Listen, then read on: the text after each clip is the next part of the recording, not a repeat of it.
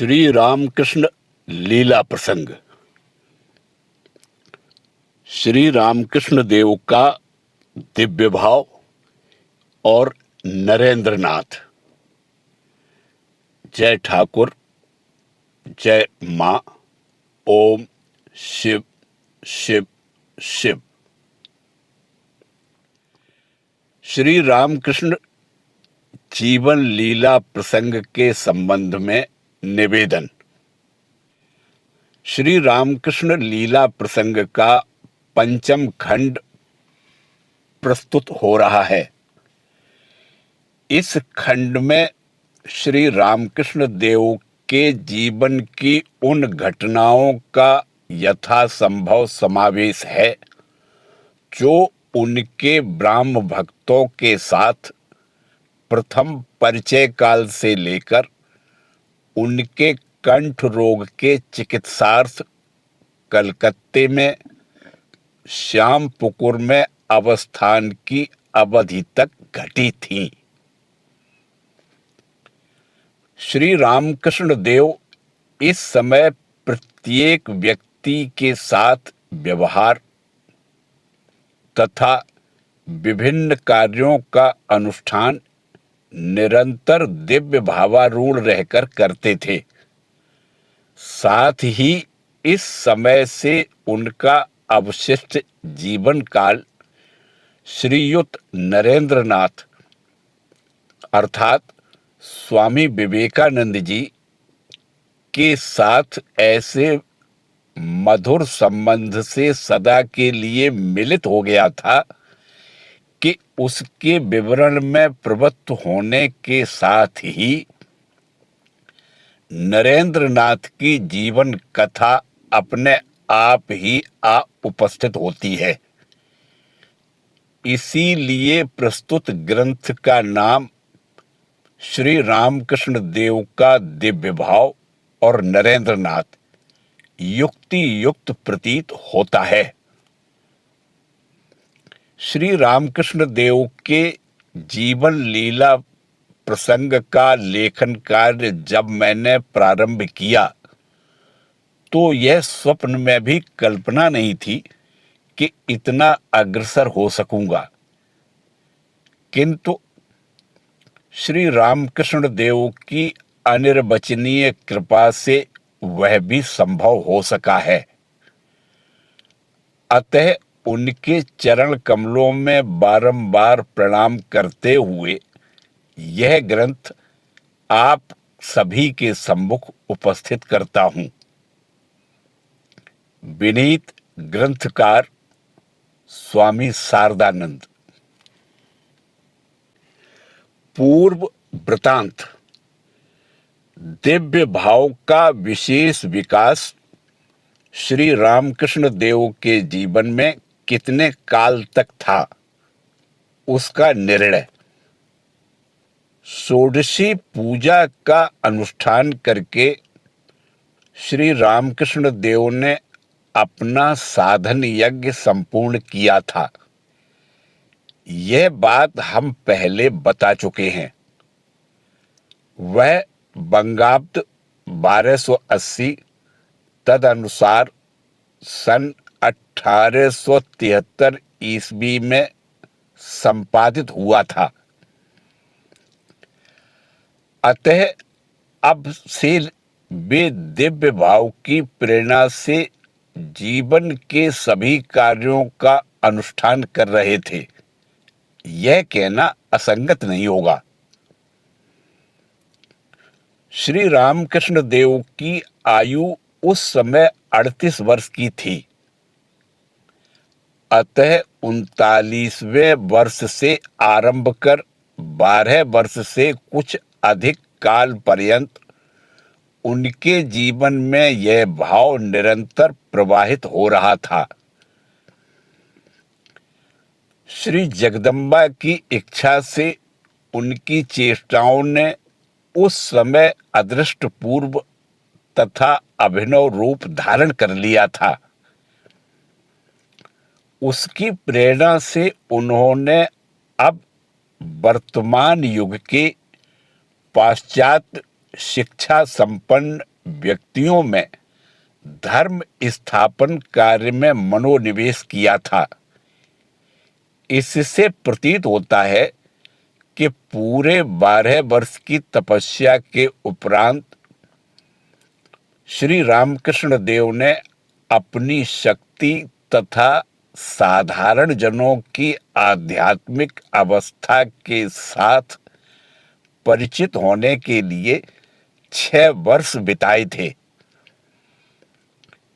इन दिनों यही काल सर्वस्व पाश्चात्य भावों की प्रबल प्रेरणा से भारत में जो धर्म गिलानी उपस्थित हुई थी, उसके निवारणार्थ तथा सनातन धर्म के पुनर्प्रतिष्ठान के लिए उन्होंने विशेष रूप से व्रती होकर 12 वर्ष के उपरांत यह व्रत पूर्ण करके संसार से विदा ली।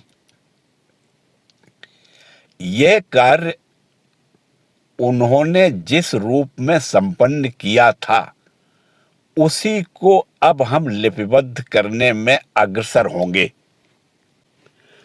श्री रामकृष्ण देव के जीवन के अंतिम 12 वर्ष में उस भाव का विशेष प्रकाश क्यों कहा जाता है?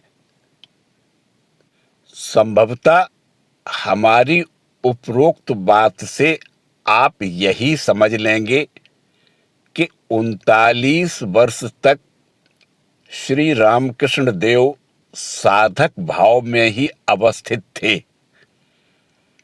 परंतु वस्तु स्थिति वैसी नहीं थी। गुरु भाव नामक ग्रंथ में हमने इससे पहले यह समझाने की चेष्टा की है कि गुरु, नेता या धर्म संस्थापक की पदवी स्वाभाविक रूप से ग्रहण करके जो लोग मनुष्य का हित साधन करके चिरकाल के लिए संसार में पूज्य हो गए हैं, श्री रामकृष्ण देव के जीवन में उन्हीं गुणों की स्फूर्ति बचपन से ही दिखाई पड़ी थी। फलतः श्री रामकृष्ण देव के जीवन में बचपन से ही हम उन भावों का परिचय पाते हैं। यौवनावस्था में साधन करते समय उन भावों की प्रेरणा से उन्होंने अनेक कार्यों का संपादन किया था।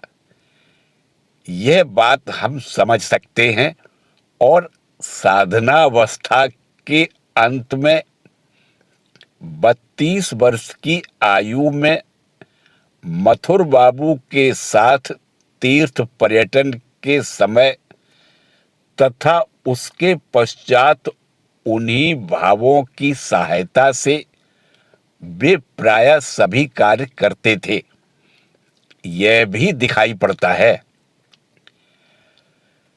अतः बंगाब्द 1281 सन 1875 ईस्वी में उसमें दिव्य भाव का प्रकाश तथा धर्म संस्थापन कार्य में उनका मनोनिवेश कहकर जो निर्देश हम यहाँ कर रहे हैं, उसका कारण यह है कि उस समय से पाश्चात्यों का जड़वाद तथा जड़ विज्ञान मूलक शिक्षा एवं सभ्यता जो भारत में प्रविष्ट हो रही थी तथा भारत भारती को दिन प्रतिदिन विपरीत भावापन्न कर सनातन धर्म मार्ग से दूर हटाए लिए जा रही थी, उसके विरुद्ध खड़े होकर उन्होंने इसी दिव्य भाव की प्रेरणा से अंग्रेजी शिक्षित व्यक्तियों में धर्म भाव के प्रतिष्ठा कार्य में सदा नियुक्त रहकर जन साधारण के जीवन को धन्य और कृतार्थ किया था। दिव्य भाव की सहायता से श्री रामकृष्ण देव ने पाश्चात्य भाव प्लावन की गिलानी से भारत को मुक्त किया था। कहना न होगा कि वैसा करने का उस समय विशेष प्रयोजन भी था। ईश्वर कृपा से श्री रामकृष्ण देव का अलौकिक आध्यात्मिक शक्ति संपन्न दिव्य भावमय जीवन यदि उसके विरुद्ध खड़ा न होता तो ऐसा प्रतीत होता है कि भारत की अपनी निजी जातीयता तथा सनातन धर्म का एकदम लोप हो जाता। यथार्थ में विचार करने पर यह बात अच्छी तरह समझ में आ सकती है कि श्री रामकृष्ण देव अपने जीवन में सभी संप्रदायों के धर्म मतों का साधन करके जितने मत उतने पथ इस सत्य का आविष्कार कर जिस प्रकार पृथ्वी के सब देशों के सब धर्म मतों के अनुयायियों का कल्याण साधन कर गए हैं, उसी प्रकार पाश्चात्य भावापन्न व्यक्तियों के सम्मुख सतत 12 वर्ष तक अपना आदर्श जीवन व्यतीत कर उन लोगों में इस समय धर्म संस्थापन की जो चेष्टाएं की हैं, उनसे पाश्चात्य भावरूप प्रबल प्लावन का प्रतिरोध होने से उस संकट से भारत उत्तीर्ण हो सका है। इस कारण सनातन धर्म के साथ पूर्ण प्रचलित सब प्रकार के धर्म मतों को संयुक्त करके अधिकारी भेद से उनकी समान प्रयोजनीयता को प्रमाणित करना, जिस प्रकार उनके जीवन का विशेष कार्य था, ऐसा समझ में आता है। उसी प्रकार पाश्चात्य जड़वाद के प्रबल प्रवाह में डूबने वाले भारत का उद्धार साधन उनके जीवन का दूसरा कार्य था, यह भी बताया जा सकता है। बंगाब्द 1242 अर्थात सन 1836 ईस्वी से भारत में पाश्चात्य शिक्षा प्रचलित हुई और ठीक उसी वर्ष श्री रामकृष्ण देव ने जन्म ग्रहण किया था। अतः पाश्चात्य शिक्षा का दोष अंश जिस शक्ति के द्वारा प्रतिरुद्ध होगा और जिसकी सहायता से भारत अपनी विशिष्टता की रक्षा करके पाश्चात्य शिक्षा के केवल गुण अंश को ही अपना लेगा, विधाता के विधान से उन दोनों शक्तियों का भारत में एक साथ उदय देखकर विस्मित हो जाना पड़ता है। दिव्य भाव का प्रकाश मनुष्य के जीवन में कब उपस्थित होता है? आध्यात्मिक राज्य के शिखर पर अवस्थित दिव्य भाव का पूर्ण प्रकाश मनुष्य के जीवन में बहुत ही कम दिखाई पड़ता है। कर्म बंधन आबद्ध जीव ईश्वर की कृपा से मुक्त होकर इस भाव का बहुत ही थोड़ी मात्रा में स्वाद लेने में समर्थ होता है, क्योंकि मनुष्य जब शम दम आदि गुणों का श्वास प्रश्वास की तरह अनायास अनुष्ठान करने में समर्थ होता है, परमात्मा के प्रेम में अपने को भूलकर जब वह क्षुद्र अहम भाव को सदैव के लिए अखंड सच्चिदानंद सागर में विलीन कर देता है, निर्विकल्प समाधि में भस्मीभूत होकर उसकी मन बुद्धि जब सब प्रकार की मलिनताओं को त्याग कर शुद्ध सात्विक विग्रह में परिणत हो जाती है और उसके अंतर के अनादि वासना प्रवाह ज्ञान सूर्य के प्रचंड ताप से एकदम शुष्क हो जाने के कारण जब नवीन कर्म संस्कार उत्पन्न नहीं होता, तभी उसमें दिव्य भाव का उदय होकर उसका जीवन कृतार्थ हो जाता है। इस कारण दिव्य भाव के पूर्ण प्रकाश से चिर परितृप्त व्यक्ति का दर्शन लाभ जिस प्रकार बहुत ही विरल है, उसी प्रकार उस व्यक्ति का कार्यकलाप किसी प्रकार के अभाव बोध से उत्पन्न न होने के कारण उद्देश्यहीन प्रतीत होता है।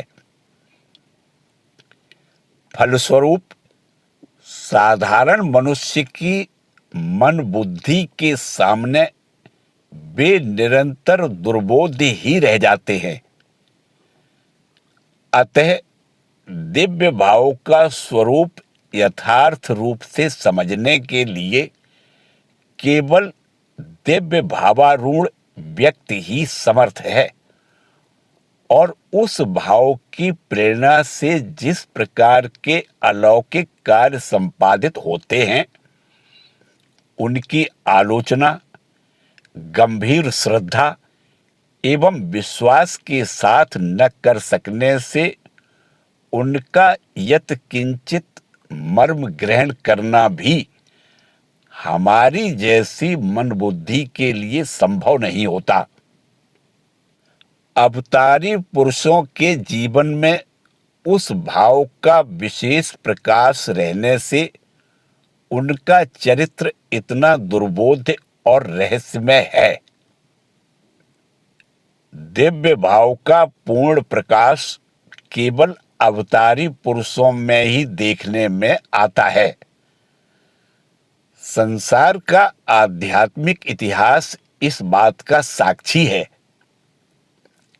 इसी कारण अवतार चरित्र हमारे लिए चिर रहस्यमय रूप से प्रतीयमान होता है। यथार्थ में हम कल्पना की सहायता से माया रहित ब्रह्म ज्ञानावस्था का आंशिक चित्र अपने मन में अंकित कर सकते हैं, परंतु उस अवस्था में जो लोग सहज और स्वाभाविक रूप से सदा अवस्थित रहते हैं, वे किस भाव से तथा किस उद्देश्य से कभी हमारे जैसे और कभी असीम शक्ति संपन्न देवता की तरह कार्यों का अनुष्ठान करते हैं, वह हम समझ नहीं सकते। हमारी मन बुद्धि की बात दूर रही, कल्पना भी उस विषय को ग्रहण करने के लिए अग्रसर होकर सब प्रकार से पराजय ही मान लेती है।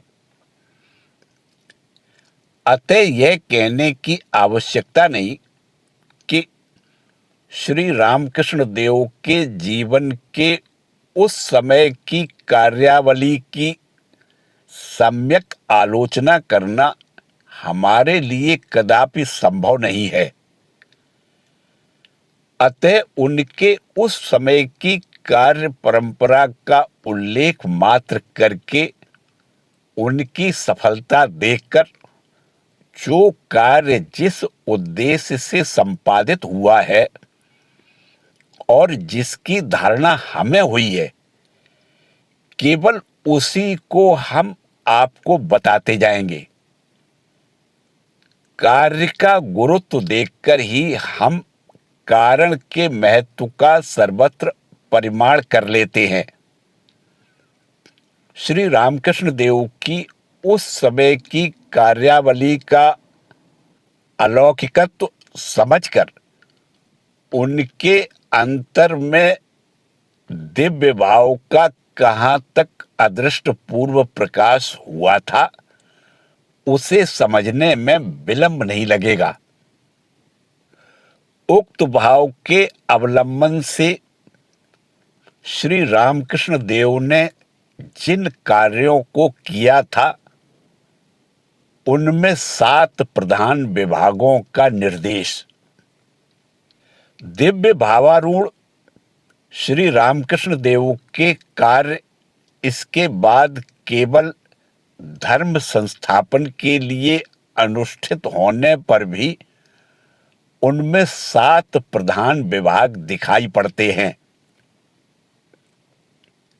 पहला, उन्होंने अपनी सती साध्वी लीला सहधर्मिणी का धर्म जीवन अपूर्व भाव से गठित करके उन्हें दूसरों में धर्म शक्ति संचार का प्रबल केंद्र रूप बना दिया था।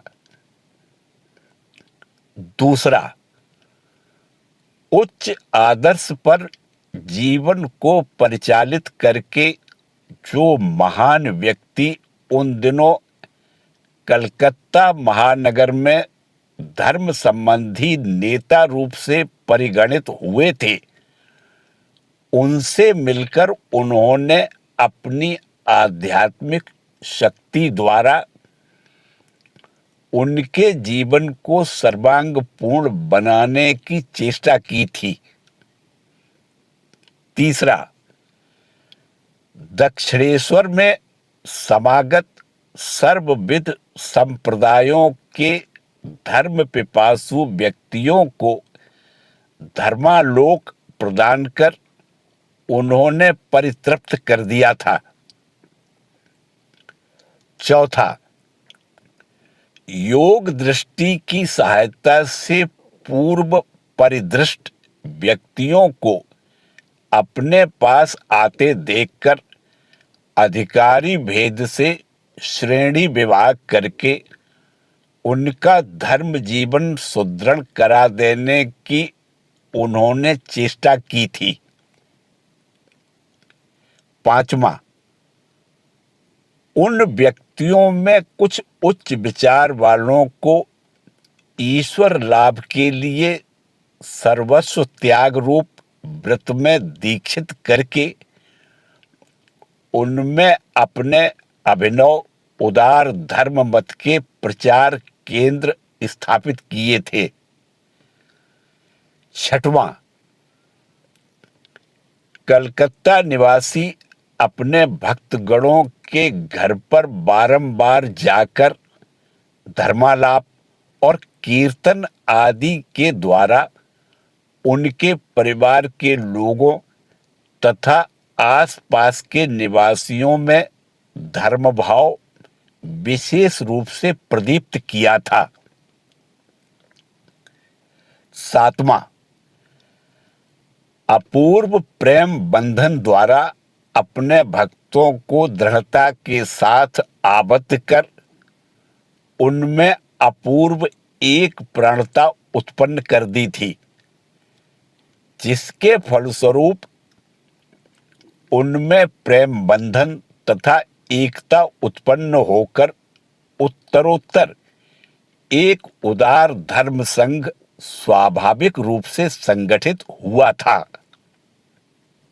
इन 7 प्रकार के कार्यों में प्रथम कार्य को श्री रामकृष्ण देव ने बंगाब्द 1280 अर्थात सन 1874 ईस्वी में कैसे आरंभ किया था, उसे हमने आप सभी को साधक भाव ग्रंथ के अंतिम भाग में बताया है। दूसरे वर्ष बंगाब्द 1281 अर्थात सन 1875 ईस्वी में उन्होंने भारतवर्षीय ब्राह्म समाज के नेता आचार्य केशव चंद्र सेन से मिलकर किस भाव से दूसरे प्रकार के कार्यों को आरंभ किया था, उसकी भी हमने उस ग्रंथ के परिशिष्ट में विवेचना की है।